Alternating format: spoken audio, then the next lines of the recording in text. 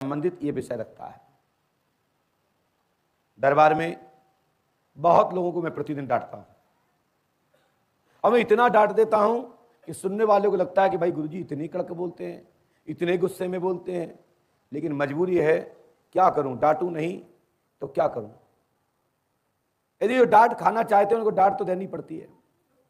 जो बच्चा दंडित होता है उसके माता पिता भी दंडित कर देते हैं, उस पर अनुशासन कर देते हैं और उसको सदमार्ग बता देते हैं, उसके जीवन में परिवर्तन की दिशा दे देते हैं। जब पता है कि आप चप्पल जूते पहने हुए हैं और आप पैर छूने के दौड़ रहे हैं, जूठे हाथ पे पैर हैं, अशुद्धि से आप ग्रसित हैं और आप अशुद्ध करने के लिए चल दिए। प्रणाम करना अच्छी बात है। कई लोग पूजा पाठ करते हैं, पूजा पाठ के जैसे हम पहुंचते हैं तो तत्काल वो दौड़ के जाते हैं और उठ जाते हैं और पैर छू लेते हैं। तो आपका जो किया हुआ अनुष्ठान है ना, जो उस दौरान आप जो पाठ कर रहे थे, जो जप कर रहे थे, वह स्वतः ही खंडित हो जाता है। आप पूजा की आसन छोड़ देते हैं, ठीक है, मानता हूं। कई लोग कहते हैं कि हमारे गुरु हैं, कई कई कई कई कई कई वक्त कहते हैं कि हमारे पिता हैं, कई कहते हैं हमारे माता पिता की के स्वरूप हैं, कोई कहते हैं मेरे भगवान के स्वरूप हैं। मैं मानता हूं कि आपकी आस्था श्रद्धा है, परंतु माता पिता सदमार्ग तो बताते ही है ना। हम अपने कोई भी काम के लिए निकले, आप लोग बीच में हाथ डाल रहे हो। मैं अपनी पूजा के लिए निकला हूं, तुम बीच में बाधा बन रहे हो। हम जानते कितना बार पैर छूना चाहिए थे, छू लीजिए वहां बैठ के, कितनी बार छूना चाहते हो। जब हम निकलते हैं तभी क्यों पैर छूते हैं। मुझे पैर छुलाने में कोई ज्यादा इंटरेस्ट नहीं है, ज्यादा मुझे अच्छा नहीं लगता कोई मुझे पैर छुए। यदि आपको पैर छूना है तो श्री राम जी महाराज के प्रणाम कर लो, आपको हमारा प्रणाम तो स्वतः ही हो जाएगा। हमारे श्री राम जी महाराज को आप प्रणाम नहीं करते हैं, हमारे श्री हनुमंतलाल जी महाराज को आप प्रणाम नहीं करते हैं, हमारे पूजपा सदगुरुदेव श्री हाथी महाराज को प्रणाम नहीं करते हैं, तो खूब मेरे चरणों में बैठे रहो, चाहे आप 24 घंटे से रखे रहो, तो भी तुम्हारा भला होने वाला नहीं है। आपका भला तो तभी होगा जब यहां की विधि का पालन करोगे, ओम नमः शिवाय की 11 माला का जप करोगे, पंडों का सगा चालीसा के 11 पाठ करोगे, आपको दिया हुआ मंत्र है उसको विधि विधान से करोगे, जो पद्धति बताई गई उस पद्धति को नियम से पालन करोगे, तो सफलता मिल जाएगी। अब विधिवत रूप से आप अनुष्ठान नहीं करते, विधि को पालन नहीं करते, तो खूब हम पर्चा बनाते रहे तो क्या तुम्हारा काम हो जाएगा। कई वक्त तो पर्चा लिखवा लेते हैं, महाराज पर्चा लिख दो मेरा काम हो जाएगा। अब महाराज काम हो जाएगा तभी आएंगे, तो ऐसे काम होने वाला नहीं है। डॉक्टर ने आपको सोनोग्राफी कर दी और आपका डॉक्टर साहब ठीक हो जाएंगे तभी दवा खाएंगे, तो लाभ मिल जाएगा क्या। बताओ भैया, आप लोग पढ़े लिखे हो, लेकिन आशा ऐसा क्यों करते हो पंडों के सगार से कि हम हनुमान जी के सामने जाएंगे और मेरा काम हो जाएगा।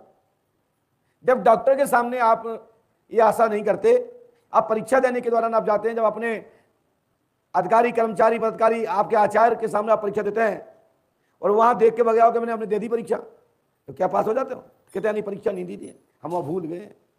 इसी प्रकार से कहना चाहता हूं कि पंडोकर सरकार धाम में आके अपनी परीक्षा दीजिए। पंडोकर धाम में आकर के आप अपने आप को न्यूट्रल हो जाइए, पंडोकर धाम में आकर के अपने आप को समर्पित हो जाइए। मैं 100% कहता हूं आपकी सबकी मनोकामना पूरी हो जाएगी, इसमें किसी प्रकार का कोई संदेह नहीं है। एक भाई फोन लगा रहा है, क्या गुरुशरण जी बात कर रहे हैं। मैंने कहा हाँ कर रहा हूं। बोले महाराज जी मैं पंडोकर सरकार आया था, आपसे मुलाकात नहीं हो पाई, तो उसके पीछे बताओ कारण क्या है। मैंने कहा कारण यह है कि तुम्हें अहंकार था, तुम्हें अहम था, तुम अपने आप को कुछ बन रहे थे, तो मैं भी तो कुछ हूं।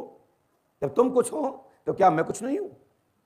जब तुम कुछ हो तो हम भी कुछ हैं, इसीलिए किसी से कुछ लेना है तो झुक के आइए, नमन करके आइए। निश्चित है कि मेरे दरबार से, मेरे पूज्य गुरुदेव भगवान श्री हाथी महाराज के दरबार से और श्री राम जी के दरबार से आप खाली नहीं जाओगे, आपको मिल जाएगा। इतना मिल जाएगा जितना आपने सोचा भी नहीं होगा। बस आप लेने जैसी झोली लेके आइए, लेने जैसा आपका दिल बना के आइए, आत्मा को विश्वासित लेके आइए। मैं गारंटी देता हूं कि आप हाथ पसार के तो देखो, आप खाली हाथ जाएं तो एक बार मेरे से जरूर कट के कह देना। यदि आपके मन में है कि नहीं देना हो तो दो, तो हमारे भगवान की इतनी गर्ज नहीं कि तुम देना दे देंगे।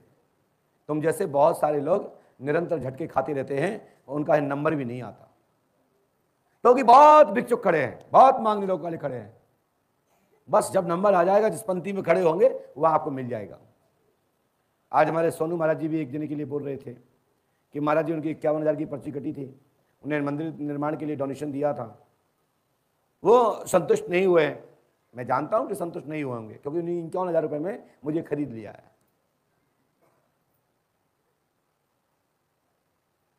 चलिए साहब, यदि मैं नहीं बता पाया तो 51 को 51 गुणे 10 दूंगा, और जब चाहो तब यहां चाहो तो यहां पूछ लो, बंद कमरे में चाहो तो बंद कमरे में, और जहां दम हो वहां पूछ लो। नहीं इतने ही और की पर्ची कटा के आ जाओ। यदि नहीं बता पाया तो मैं पंडों का धाम में आज से ही बैठना बंद कर दूंगा। आप तुम 50 प्रश्नों की सूची लाओ और तुम सोचो कि 50 प्रश्न तुम्हारे बताते रहूं। अरे भैया 12 घंटे में 720 मिनट होते हैं, कृपया करके निवेदन सुन लीजिए मेरा। एक व्यक्ति को कितना टाइम दूं जितने में आप संतुष्ट हो जाओ? कितना टाइम चाहता है आदमी एक व्यक्ति हमसे मिलने में? आधा मिनट में काम चल जाएगा? 1 मिनट में काम चलेगा? या 1 घंटे में काम चलेगा? 1 घंटे में भी काम चलेगा तो 12 लोगों से मुलाकात हो सकती है, मात्र 12 लोगों से। कितने लोगों से मुलाकात होगी? और आध घंटे टाइम दिया एक व्यक्ति को तो 24 लोगों से होगी। अब 15 मिनट टाइम दिया तो 48 लोगों से मुलाकात होगी। ऐसा ही है कि नहीं? और यदि 3 मिनट दिए तो बताओ भैया कितने लोगों से मुलाकात होगी? 720 मिनट में। कल्पना करो कि इंसान है, उसके बाद भी आज मैंने जो मुलाकात की, आप लोग खुद देख सकते हैं कितने लोगों से मुलाकात की है। घड़ी का रिकॉर्ड टूट जाता है। उसमें ही हमारे मिलने जुलने वाले लोग आ जाते हैं। कोई चाची आ रही हैं तो कोई भाभी आ रही है, कोई चाचा आ रहे हैं, कोई फूफा आ रहे हैं, कोई मौसा जी आ रहे हैं, कोई चले आ रहे हैं, साहब हमने आपका सपोर्ट किया था। हमने काहे में किया था? बोले तो भाई को जिताने में, इसलिए हमारा नंबर भी देख लो। नहीं देखते हैं तो वोट गया, और नहीं देखते हैं तो भक्त गया, और नहीं देखते तो रिश्ता टूटते हैं। अब बताओ मेरी मजबूरी है कि नहीं? मजबूरी है कि नहीं बताइए? अब वही में पिताजी का फोन आ जाए, हाँ बेटा इनको 4 लोगों को देख लेना। जो कि सच्चाई है, मैं गद्दी पे बैठ के बोल रहा हूं। हमारे घर से मेरे पिताजी, मेरी माताजी और मेरे बच्चे और मेरा परिवार कभी किसी की सपोर्ट के लिए नहीं बोलता है कि इनको पहले देख लेना। आप खूब रहो के आइए, देख के आइए, प्रैक्टिकल कर लीजिए। हमारे पिताजी इतने जरूर कह देंगे कि हनुमान जी ने जाओ प्रार्थना कर दो, वहां प्रार्थना कर दोगे दिल से तो उनको पता लग जाएगा, बाकी हम नहीं बोल पाएंगे। अब आप लोग भी क्या करते हैं? अपनी ताकत की, अपनी ऊर्जा का, अपना विश्वास का एक विश्वास खत्म कर रहे हो। अरे एक व्यक्ति को सुना जा सकता, 2 को सुना जा सकता, 3 को सुना जा सकता, 4 को सुना जा सकता। अब तुम 10-10, 15-15 लोग ले आओ तो कैसे संभव हो सकता है कि मैं तुम्हारे सिफारिश सुनूं? ये हमारे शास्त्री जी बैठे में, इनको भगा देता हूं। वो मेरे बहनों भी बैठे में, उनको भगा देता हूं। हां लगता है कि मुझे इनको देखना चाहिए तो मैं बुला भी लेता हूं बिगड़ टाइम लगाए। लेकिन समय से पहले और बाद से ज्यादा किसी को ना दिया जा सकता है, ना समय से पहले किसी को बताया जा सकता है। समय का इंतजार देवता, साक्षात परमात्मा भी समय का इंतजार करता है। समय आने पर ही आपके समय विषय बिंदु को जवाब दिए जा सकते हैं। जैसे कि आज कुछ पुलिस के लोग आए थे। वो पुलिस के लोग ये जानने आए थे कि गुरुजी आपने बताया ये लड़की लापता हो गई है, ये कहां पर है? तो मैंने, हमारी घोषणा है कि यदि पुलिस के लोग आएंगे तो हमें जो संभव हो सकता है, जो मैं बता सकता हूं, लिखित में अपना लेटर दीजिए। मैं भगवान तो हूं नहीं, जो मेरे पास ज्ञान है, जो बताने की विधा मेरे पास है, जिस विधा से मैं बताता हूं, जिस शक्ति के माध्यम से, जिसकी ताकत से हम बताते हैं, मैं गारंटी देता हूं कि मैं तुम्हें भी बता दूंगा। इससे पीछे नहीं हटूंगा।